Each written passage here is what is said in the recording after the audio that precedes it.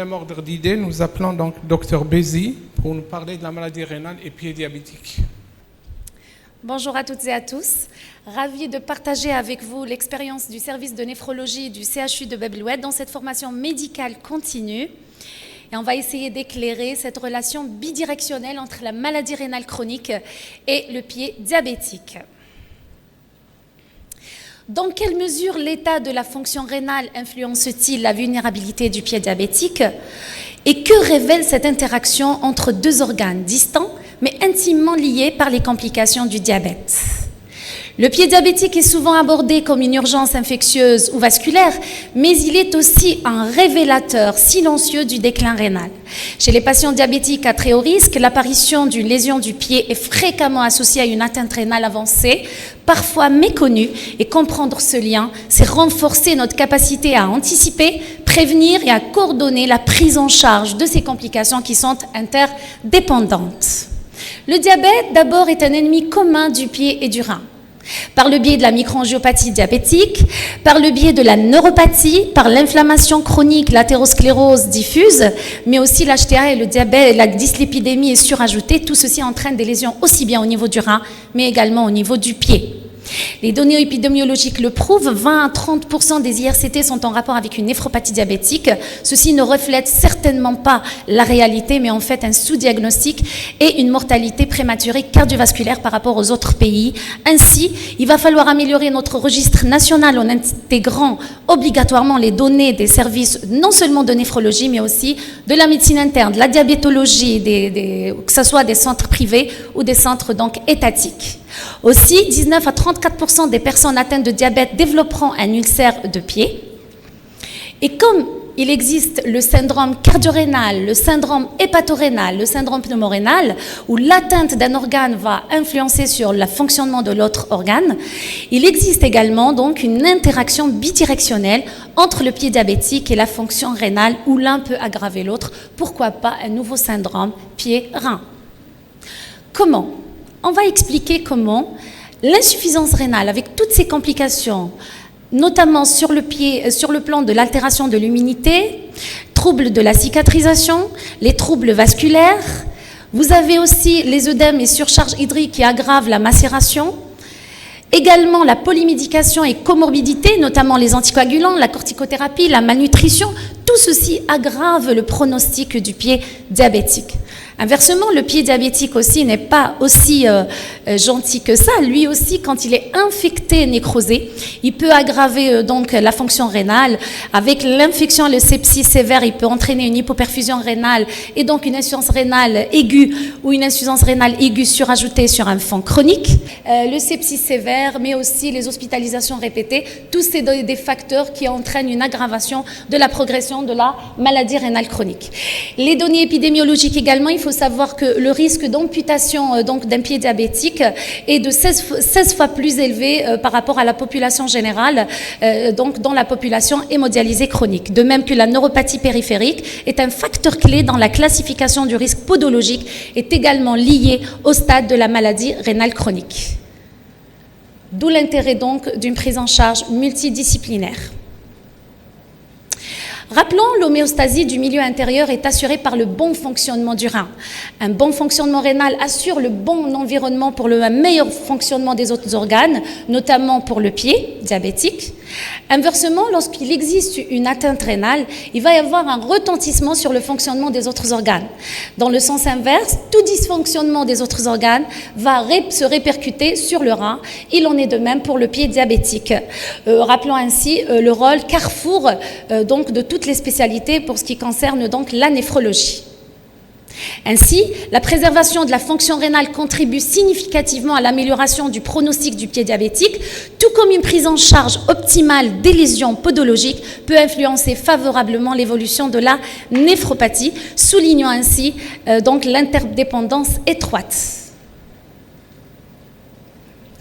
Tout ceci donc incite à lutter contre le diabète, à assurer la néphroprotection non seulement pour la néphropathie diabétique, mais toute autre cause confondue de l'atteinte rénale, la prévention de l'apparition du pied diabétique. Ainsi, il faut savoir que là, il faut s'appuyer sur des recommandations scientifiques actualisées, sécurisées et respectueuses de la fonction rénale et une évaluation multidisciplinaire, non seulement par le néphrologue, mais aussi par le diabétologue, également par l'infectiologue, mais également par les chirurgiens vasculaires. Alors, on ne va pas tout dire, mais nous allons nous concentrer sur les éléments importants. Pour le contrôle glycémique strict, bien sûr, il faut comprendre les nuances de l'utilisation de l'hémoglobine A1C dans le contexte de maladie rénale chronique. Il faut savoir que cette hémoglobine A1C peut être surestimée ou sous-estimée. D'où l'intérêt de voir les méthodes alternatives de surveillance glycémique, dont la meilleure est la surveillance continue de la glycémie, qui permet un suivi en temps réel des niveaux de glucose, offrant ainsi une meilleure gestion donc du contrôle glycémique. Et cette méthode actuellement est de plus en plus renforcée par des données cliniques et par des sociétés savantes récentes. Un contrôle glycémique également optimal par des injections multiples d'insuline ou par pompe. Ceci permet de diminuer le risque de néphropathie chez les patients diabétiques, surtout de type 1. L'hémoglobine A1C également cible, il faut qu'elle soit adaptée au stade de la maladie rénale chronique. Plus le stade de la maladie rénale chronique est avancé, plus on accepte des chiffres de plus en plus élevés, notamment chez les patients hémodialysés. On peut aller jusqu'à 8, voire 8,5 du fait de l'anémie, de l'utilisation des agents qui stimulent l'érythropoïèse, la transfusion, etc. Donc, il est essentiel aussi de sélectionner la meilleure équation, c'est-à-dire la plus appropriée pour estimer le débit de filtration glomérulaire. Actuellement, celle qui est utilisée, la méthode de référence actuelle est la CKD-EPI. Celle-ci aussi, elle est meilleure pour les clérances supérieures à 60 ml par minute. Il y a aussi la CKD-EPI cystatine C dans les situations d'IRA, notamment en cas de pied diabétique. La formule de Gold-Cockcroft pour l'adaptation posologique des thérapeutiques. Rappelons que toutes les thérapeutiques ont été étudiées avec cette clearance, avec cette méthode. Dépistage systématique également de la néphropathie chez tout patient diabétique pour savoir quelle est la clearance de référence avant qu'il ne fasse donc cette complication. Il faut aussi réévaluer la fonction rénale en cas de plaie du pied diabétique et ne pas hésiter à demander un avis néphrologique. Dans l'évaluation de l'état vasculaire, pensez aussi à minimiser le risque de néphrotoxicité. L'écho-doppler vasculaire reste la meilleure solution, mais sinon on va vers l'angio-IRM sans gadolinium, voire l'angio-IRM avec gadolinium macrocyclique, beaucoup préféré par rapport donc au linéaire. Les traitements, bien sûr, néphroprotecteurs, ne pas hésiter à mettre donc un IEC, un ARA2, et aussi les inhibiteurs des SGLT2 qui doivent être instaurés dès une microalbuminurie supérieure à 30 mg par 24 heures et dès que la clearance de la créatinine est inférieure à 60 ml par minute. Donc, en plus de leur effet cardioprotecteur, mais aussi ils ont un effet aussi néphroprotecteur bien prouvé. Alors, pour les traitements, pour les inhibiteurs des SGLT2, il faut savoir aussi quand est-ce qu'il faut les arrêter en pleine tempête, soit un arrêt temporaire, soit un arrêt définitif. Il faut savoir aussi quand est-ce qu'il faut les introduire. Alors, comme par exemple, dans les plaies évolutives du pied diabétique avec une augmentation du risque d'amputation, il faut les arrêter momentanément. 3 jours avant une intervention chirurgicale, dans la maladie aiguë sévère ou sepsis, en cas de déshydratation, toutes ces situations-là se voient dans la plaie du pied diabétique. Gestion prudente des antibiotiques. Il faut savoir, c'est vrai qu'il y a certains antibiotiques qui sont connus, traditionnellement connus pour être néphrotoxiques, notamment les aminosides par exemple. Mais attention, il y a certains d'autres antibiotiques qui sont connus, soi-disant pour leur effet gentil pour la fonction rénale. Mais attention, sur un lit de polyvasculaire de pied diabétique, par exemple, la ciprofloxacine, elle est effectivement néphrotoxique par plusieurs mécanismes, d'où l'intérêt de ne l'introduire que si vraiment c'est indispensable.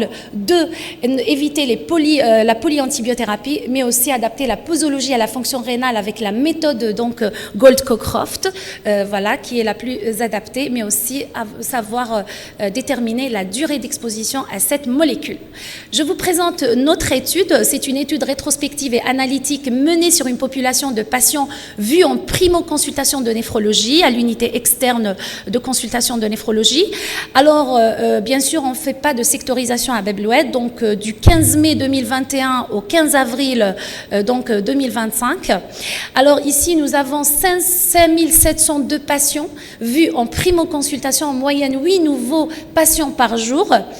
Et là, on va voir les spécialités des médecins ayant adressé les patients. Nous avons un recrutement de 34,64% des urgences, les urgences médicales, que ce soit du CHU de Bebloued ou hors Bebloued, suivi donc de 12,93% donc de la diabétologie et endocrinologie, ensuite de la cardiologie et également de la médecine interne. Vous voyez que toutes spécialités confondues.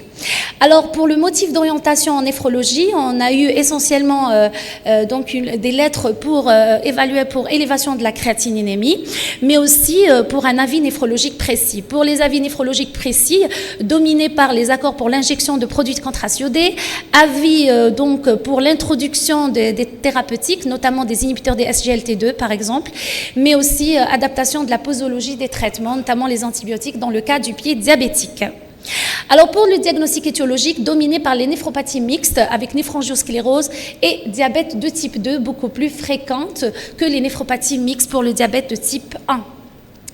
Alors, l'âge et le sexe de nos patients, il faut savoir qu'il y a une prédominance masculine, mais un âge beaucoup plus avancé dans la néphropathie diabétique type 2 par rapport à la néphropathie diabétique de type 1, et une prévalence du pied diabétique beaucoup plus fréquente dans le diabète de type 2.